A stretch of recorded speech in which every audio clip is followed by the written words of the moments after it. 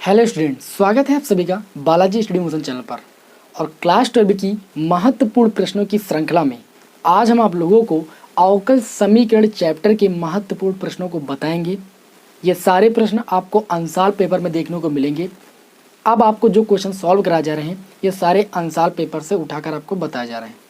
प्रत्येक चैप्टर के जितने भी क्वेश्चन आपके अंसाल पेपर में आए हैं उन सारे क्वेश्चनों को आपको सॉल्व कराया जा रहा है। मैंने आपके अवकलन के चैप्टर के क्वेश्चनों को सॉल्व करा दिया है, इनवर्स ट्रिग्नोमेट्री फंक्शन के चैप्टर के क्वेश्चनों को सॉल्व करा दिया है, ठीक है। निश्चित समाकलन के और समाकलन के चैप्टर के क्वेश्चन को भी मैंने सॉल्व कराया है, ठीक है। उसके कुछ क्लासें पढ़ी हुई हैं भी, कुछ क्लासें बाकी हैं।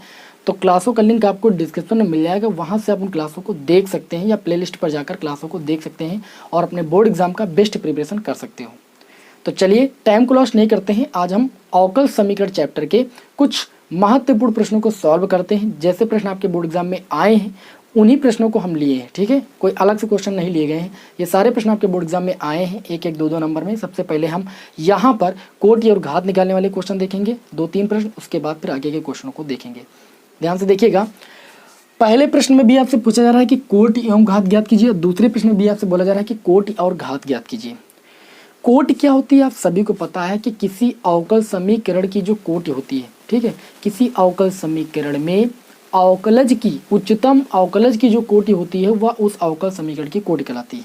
एक बार और सुन लीजिए, किसी अवकल समीकरण की उच्चतम अवकलज की जो कोटि होती है वह उस अवकल समीकरण की कोटि कहलाती है। और किसी अवकल समीकरण में उच्चतम अवकलज की जो घात होती है वह उस अवकल समीकरण की घात कहलाती है। यहाँ पर ध्यान से देखिए, इस क्वेश्चन में इस समीकरण में अगर देखिए जो अवकल समीकरण दी गई है तो इसमें अगर हम कोटि की बात करें तो कितनी होगी और अगर घात की बात करें तो कितनी होगी। कोटि मैंने बताया कि किसी अवकल समीकरण की जो कोटि होती है वह उच्चतम अवकलज की कोटि होती है, यानी सबसे अधिकतम बार अवकलन कितनी बार किया गया। तो अधिकतम बार अवकलन देखिए, यहाँ पर 2 बार, यहाँ पर 1 बार, यहाँ पर 4 बार, तो कोटि जो होगी वो आपकी 4 होगी क्योंकि अधिकतम 4 बार अवकलन किया गया है, ठीक है। अब इस अधिकतम 4 बार अवकलन किया गया तो इसकी जो घात है वो इस अवकल समीकरण की घात कहलाएगी, यानी 3 आपकी घात होगी अधिकतम, ये नहीं कि 5 हो जाएगी, ठीक है। अधिकतम जितनी बार अवकलन हुआ है उसकी जो पावर होगी वो उस अवकल समीकरण की घात कहलाएगी। अधिकतर स्टूडेंट में कंफ्यूजन होता है और बोर्ड एग्जाम में क्वेश्चन गलत करके आते हैं। क्वेश्चन नंबर 2 देखिए, अवकल समीकरण d2y/dx² + d/dx की होल पावर 1/5 की कोटि एवं घात ज्ञात कीजिए। इसको पहले हमें सॉल्व करना पड़ेगा थोड़ा सा। इस पावर को जब इधर लाएंगे तो ये आपका हो जाएगा d2y/dx² की होल पावर, ये 1/5 इधर आएगा तो ये 5 पावर बन जाएगा, इक्वल टू y + d/dx।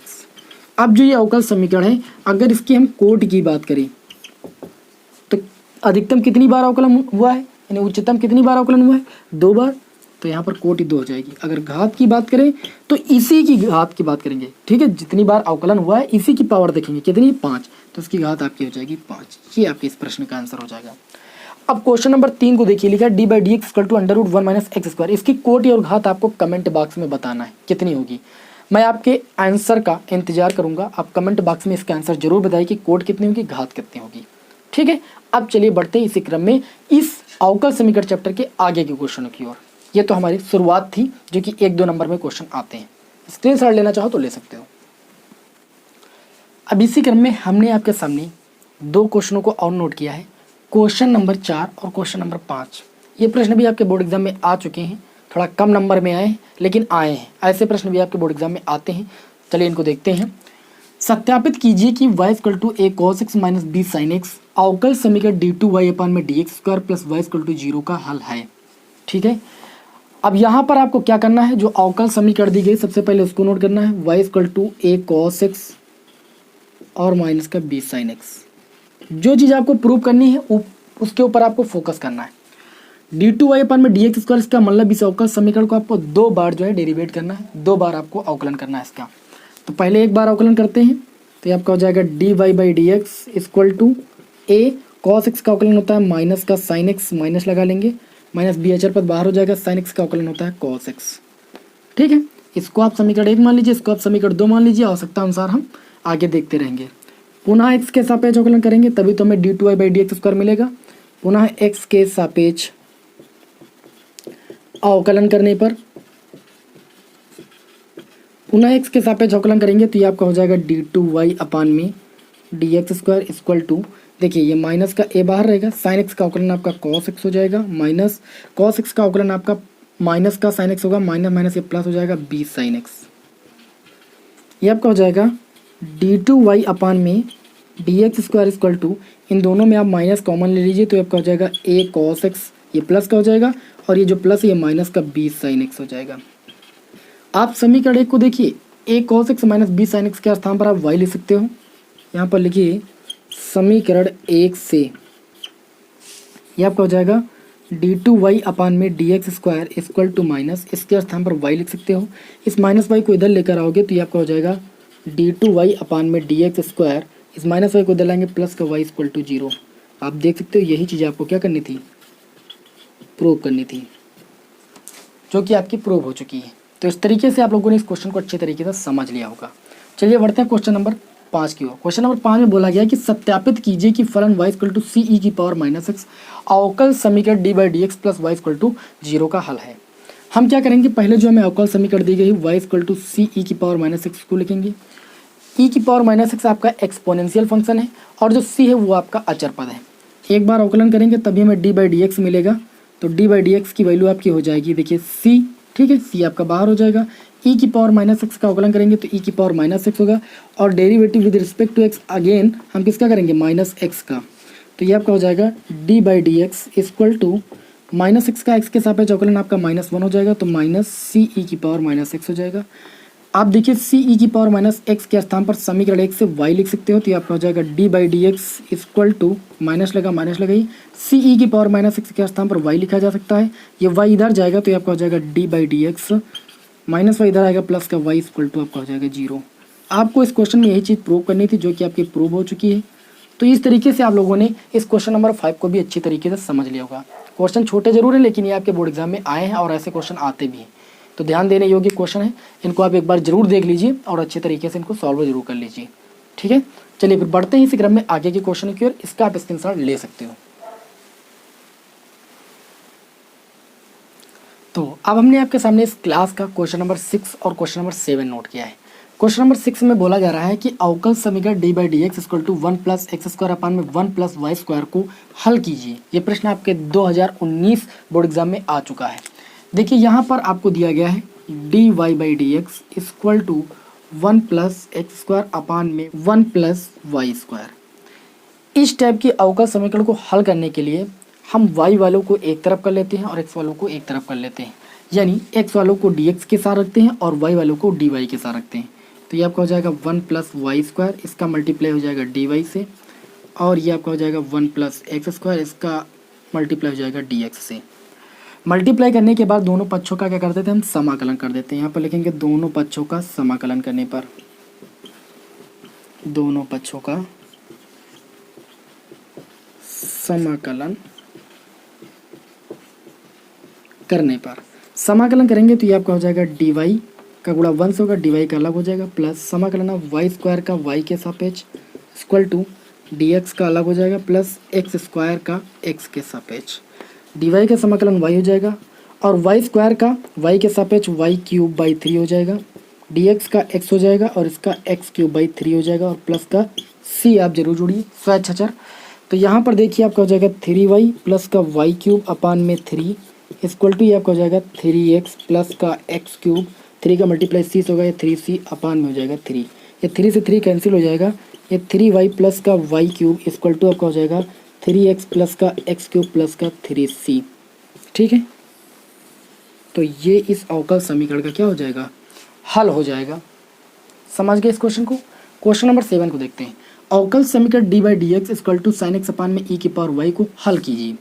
इसमें भी हम क्या करेंगे, y वाले पद को dy के साथ मिलेंगे और x वाले पदों को हम dx के साथ मिलेंगे। तो ये आपका हो जाएगा e की पावर y और इंटू में dy कैंची गुणा करेंगे और इक्वल टू साइन एक्स और इंटू में आपका हो जाएगा dx। दोनों पक्षों का समाकलन करने पर, दोनों पक्षों का समाकलन करने पर